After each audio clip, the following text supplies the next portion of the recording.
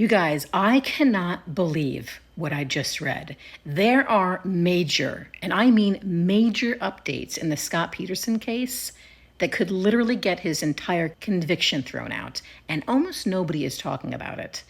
So basically, the LA Innocence Project says they now have proof through actual police records that detectives purposefully destroyed key evidence right after Scott's arraignment and before the defense had a chance to see it, which is totally illegal and outrageous. And listen, I know what most people are thinking. The LA Innocence Project is not the same as the real Innocence Project, but look, I have actually seen copies of the documents and they are real, and it is wild. And it's also important to note that just earlier this year, the same county that handled the Peterson case paid $22.5 million to settle a separate case involving the very same prosecutors that worked on the Peterson case, okay? They were accused of fabricating and withholding evidence in the Frank Carson case, which was another huge high-profile case in that area of California, and the Californian taxpayers are paying for their wrongdoing.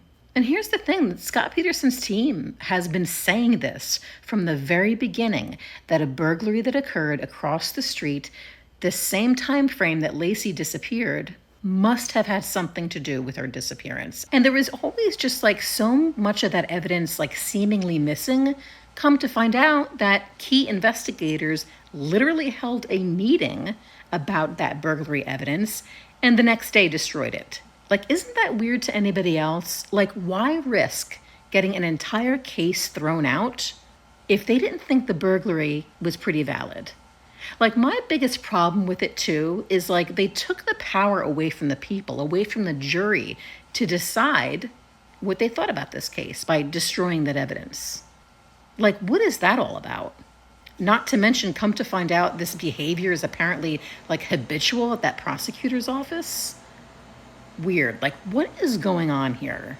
I'm going to be releasing some more information about what the LA Innocence Project has filed. So like and follow if you want to hear more about that. And for a full deep dive, follow me on YouTube at True Crime Matters with Tara Marie.